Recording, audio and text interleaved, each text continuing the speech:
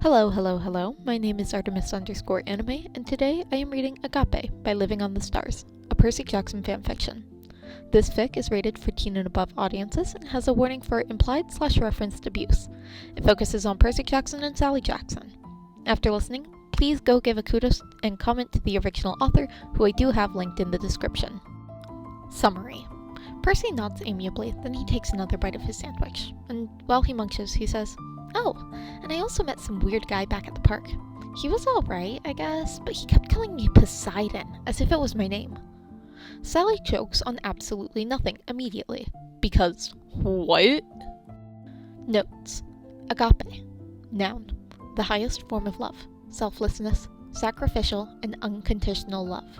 One that persists no matter the circumstances. By the way, I do recommend you read the last part of the series before continuing. Smiley face. Hope you enjoy! No act of kindness, no matter how small, is ever wasted. Sally means to get out of work in time. She really does. But by the time the rain has ceased its torrent and she has left through the doors of Sweet on America, the sun has already sunk midway down on the horizon. Her hands are shaking all over, and she doesn't know if it's because of the fear that something went wrong or the tiredness of the day finally sweeping in. Oh, who is she even kidding? It's Percy, it's always Percy, the one reason for her life and her motive for her restlessness. Her sea child, her little half-godling boy. It is irrational. Sally knows it's irrational, but even more so than usual. Her son might be a powerful demigod from what she's gathered from previous incidents, but so far the monsters have kept their distance. Only a couple of them have actually tried something, and they were easily taken care of with some creative and quick thinking. Yet, she can't force the knot in her stomach to disentangle. She tries to take her mind off the matter and smiles politely at a vendor selling hamburgers by the corner at the street block. The work hours are getting to her, she's certain. Maybe once she's home to her little boy, they can take the evening off and enjoy a good marathon of classical Disney movies. She's positive Percy will agree with her on this. As Sally walks from one street to another, she watches corporate executives dry their damp umbrellas and a couple of parents shield their children from the remaining missile. People walking by look absolutely soaked, not a single spot of dryness on them. Sally keeps her head held high and her hands tightly rolled. No reason for them to keep shaking. As she continues on her way, she wonders which state she will find her son. Water tends to ignore all laws when it comes to her sweet, precious child. It's a wonder Percy has yet to notice. Cold wind blows through the street, and Sally hugs her jacket closer to herself. The past couple of days have been windy, with sudden hail falling from the sky and harsh storms continuously hitting the city, as if they were in the winter season and not in the middle of autumn. It makes her wonder what the gods are up to, if they get this emotionally unstable to affect their domains. She remembers nights spent with Poseidon, hearing his rough voice as he answered her many questions about his world. It feels like a lifetime ago, yet she remembers perfectly the emotion that took over her heart each time he smiled at her. Whatever happens in her life, Sally doesn't think she'll ever forget the taste of his lips on hers. She remembers his voice, so alike from waves crashing into the shore, speaking to her in those quiet moments, making her feel embraced and protected. Remembers how his voice took a ruminating tone when he spoke in terms of human life. His family didn't fight regularly. He had to assure her multiple times of the helpful fact that they usually don't see each other apart from the winter and summer solstices. Therefore, for them to have a change in domains, something must have happened. Regardless, unless she feels the earth shake, she doesn't have much to worry about. Disputes between the gods have taken place long before she was born and will continue to take place for many eons after her death. She adjusts her bag and checks the street before crossing it. Before she left the shop, she had to make sure to take some candy and wrap it in tinfoil. Each one of them had been blue, just the way Percy and Sally likes it. She can't wait until she shows Percy all of the sweets she's bought for him. She can already see the smile on his face. It usually doesn't take this long to get to the park. It's pretty close, actually. Right between Sweet on America and Percy's current school, actually. She takes the subway and crosses a couple of streets, and before she knows it, she's in front of the fountain where she always meets Percy when she's not in time to pick him up from the school. Except Percy isn't there. Every muscle in her body contracts. The back of her neck flares as if it suddenly caught fire. She imagines every scenery she can think of, every reason why Percy isn't at their meeting spot. Sure, she's late and he could have gone to the playground. Sure, the weather isn't nice, but he could have gone to the nice coffee shop on the corner of the park. Sure, he could be playing hide and seek and waiting for her to look behind a bush. Or something could have happened to him, something scary and frightening to make her son disappear. Sally tightens her hold on her purse. She most certainly does not want to think of that. She looks around, purse in hand, heart hammering, throat completely dry. It's like she's underwater, staring at the park across a great distance. The storm surge of terror and the sudden wash of hysteria combine to form a powerful nausea, which she can barely manages to fight back in time. She's starting to panic. She can't find where her son is. What if Percy had been found by a monster? What if she was too late and now he's there? The moment she spots Percy, warmth pools in Sally's stomach. In the wake of how terrible today was, she was starting to wonder whether or not she hallucinated all the good things in her life. He's wearing the same worn jeans he put on in the morning, accompanied by his favorite white and blue t-shirt, a pair of old sneakers they purchased secondhand. He is there and whole and safe, sitting on a bench under the shadow of a tree. The tightness in Sally's stomach eases just for a little. For the first time since she left work, she loosens the hold on her purse and calls out for her son. Sure enough, he hears her, and just before she knows it, there are small arms embracing her and a quiet "Mom!" coming for her precious little sea child. Sally relaxes even further now he's in her arms. She has no idea why, but it's like the very air feels charged, and a part of her shivers at the coldness of it. Alongside the storms plaguing the state, it has made for a few gloomy days of the Ugliano Jackson household. A quiet part of her thought Percy might be mad at her for not being on time today once more, but Percy is never mad.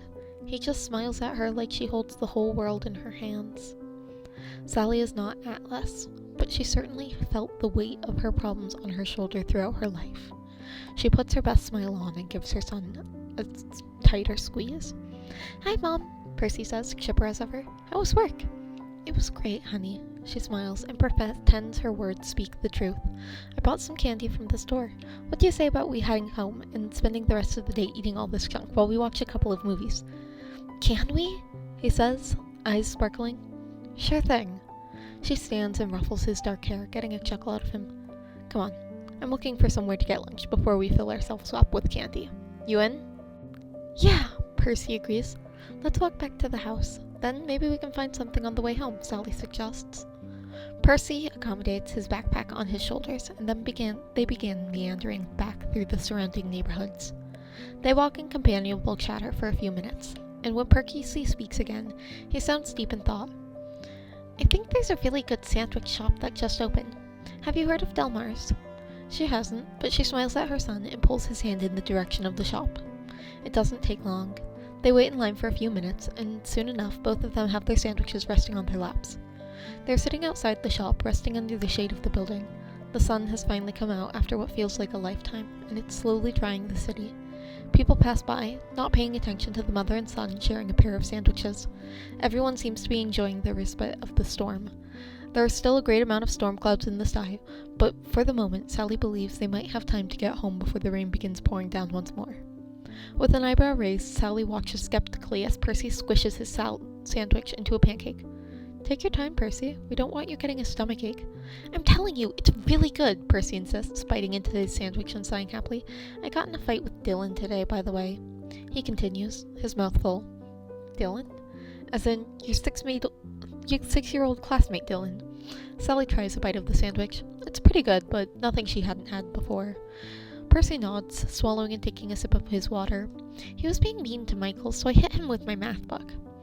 "I'm not sure if that's the exemplary behavior school is looking for in students," Sally says, forcing herself to keep her face neutral and trying to keep the smile off her cheeks. Best not to tell the teachers, then, eh?" Percy says, awkwardly.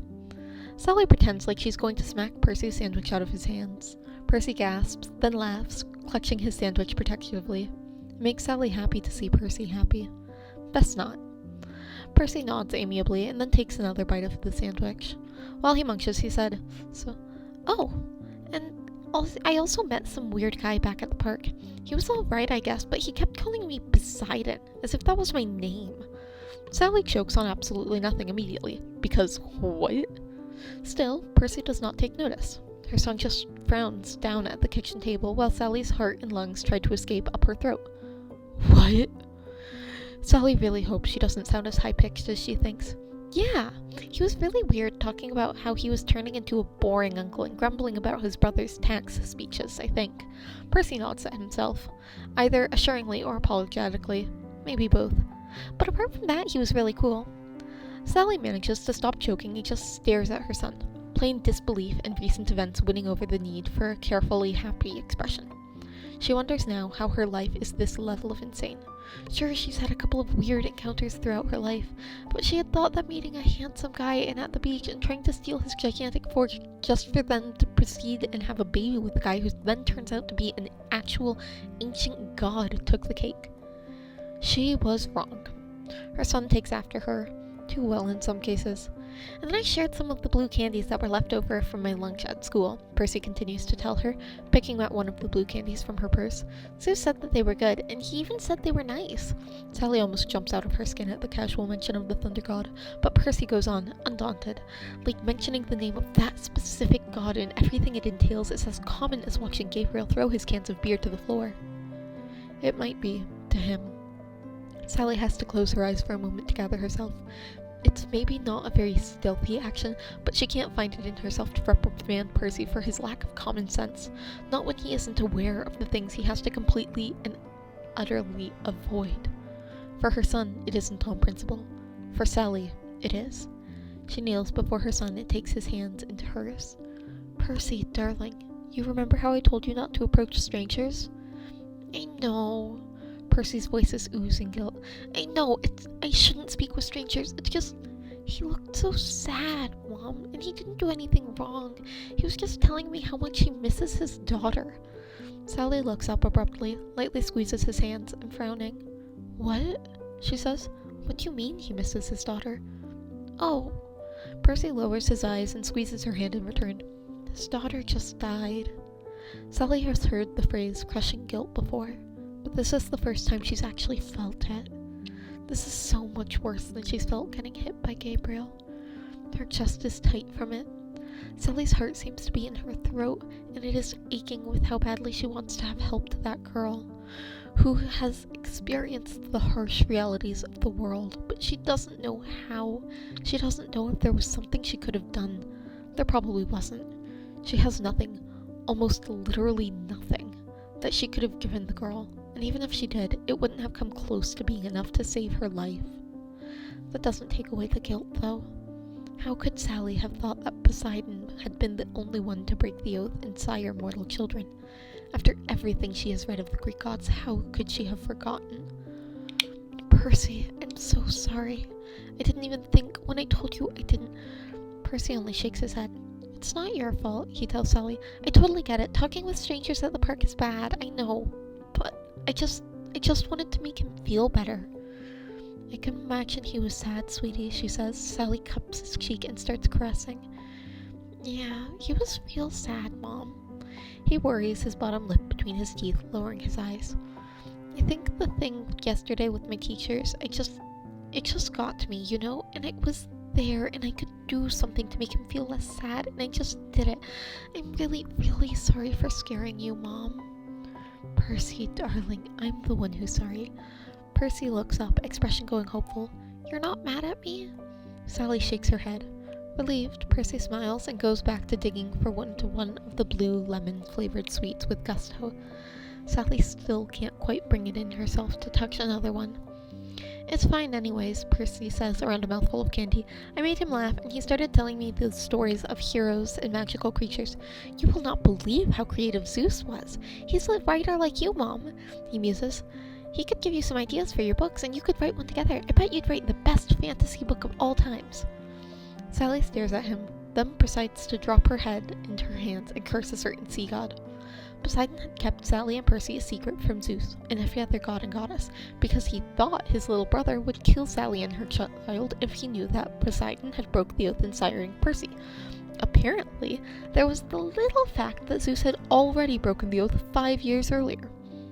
If it was indeed Zeus at the park, then Sally doesn't have a single idea on why they're alive. Poseidon sounded so certain that they'd be in imminent danger when the king of the gods eventually found out about Percy's existence.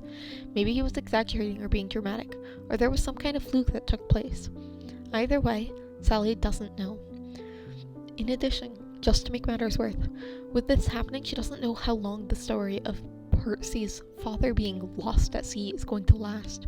She hopes at least the scent of Gabriano Agliano will be enough to mask the Percy's demigod scent. Sally doesn't want to face monsters on top of this crazy son her son just pulled. If she's got to deal with everything at once, she doesn't think grey hairs will take their time to appear. She is really tired of all this craziness, to be honest. Do you not like Zeus? Percy asks after the silence draws out too long. Sally's eyes twitches. Percy, she says with caution, names have power. We shouldn't call strangers by their given names unless we want their attention. Percy doesn't seem like he understands, though. Sally drops her gaze to the floor and massages her temple. Mr. Zeus isn't a stranger, though, Percy frowns and shrugs. But, I can call him something else if you want. Sally nods in approval without looking up. But to make it clear, as well for the sake of his sanity, she says a quiet, please. I'll call him Uncle Z then. Percy decides immediately. He kept complaining about sounding like an uncle after all. Percy smiles at her cheekily. Sally wonders if her son actually intends to be the death of her sanity. Even with all the insane things coming out of Percy's mouth, Sally keeps her body admirably relaxed.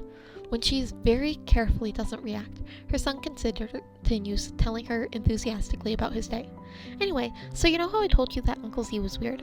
Well, he kept talking about mortals and how family is difficult. Sally continues, apparently ignorant of the way that Sally's heart seems to stop. Oh, and he also mentioned something about someone who dresses in black and just kept mocking him for a bit. He shakes his head, then looks at her with incredulous eyes. Can you believe he thought he had to give me something in return for a cookie? He was sad, and so I offered him a cookie, and he asked me what I wanted for it. Percy bites the bottom of his lip and fiddles with the strands of his backpack. I don't really understand Uncle Z, Mom, but he was nice to me, so please don't be mad. Sally holds Percy's cheeks for a moment, then reaches for his hands and takes them on her own. You are a good kid, Percy. Such a good kid. For a second, Percy just sits there grinning to himself, but as his seconds pass, then the grin fades until he's frowning just a little bit, his brows slightly furrowed. This is a look Sally hates seeing on the face of her baby boy. Percy is a child. He should be burdened by the problem of his father world. Not yet, at least. Mom? Percy's voice sounds more serious now. Is everything okay? Sally frowns. Percy's face is hard and serious like it was months ago when Sally told Percy it wasn't his fault that Gabriel treated her the way he did. Now Percy looks up. There's something new in his eyes, something Sally immediately recognizes as fear. He is afraid of what Sally is going to say. She gives a small smile to her son. Everything is all right, Percy. Sally gives a little squeeze to his hand and then leans in to give him a kiss on the forehead. As long as we are together, everything will be all right. He looks uncertain but smiles back. Yeah. Come, let's head back before Gabriel gets impatient. Percy makes a face and mumbles under his breath. Fuck smelly Gabe. Sally almost lets out a laugh. Instead, she reprimands her son for her wording, making him look at her with big, innocent eyes and a smile that could light up New York City for eternity. He is such a precious little boy. The sparks of her life in her dull life, like a beam of pure light upon the vast darkness of the ocean. A wave of protectiveness follows, engulfing her from the inside out. Keeping Percy safe has and will always be her number one priority. Nothing else comes first. She doesn't know how much longer she can protect him from his father's world. She may not know how, but she is ready. But she already knows that this day will change how their lives have gone so far. Change is coming, and Sally is not certain if she is ready to meet it. Over her life, Sally has learned that in any given moment, a person can choose between two options, either to step forward and face what comes, or to step backwards into the safety of the known. Nevertheless, She is far too smart to believe she can go on with how things were before, or have a hand in how the gods react. But she can focus, can adapt, and she can love her son. Sally Jackson is no praying woman, but for this, for the life of her child, she will pray 1,000 times over. Unknown to her, miles upon miles away, sitting in his throne in Olympus, the king of the gods keeps a watchful eye on Perseus Jackson. It's for the prophecy, Zeus sings to himself, I'm doing this for the prophecy and for the preservation of Olympus. Whether or not the words are true, his eyes do not tend to stray far from the newfound child. Notes. Important point. Thank you guys again for all of the love and support you gave me on Peripetia. It means the world to me. Sparkle, heart, sparkle. This one was a little fillery, sad face, but I'm low-key obsessed with the one that's following this one. Lol, heart emoticon. Thank you all for listening. Please go ahead and go down to the comments, give a big like to the original creator, give them a comment, tell them how much you loved their work. This fic series is so delightful to read, and I definitely stumbled over this, but it's an absolute pleasure to read this one. So go ahead, give them some love. Thank you all for listening, and I hope you all have a wonderful day. See you next time. Bye!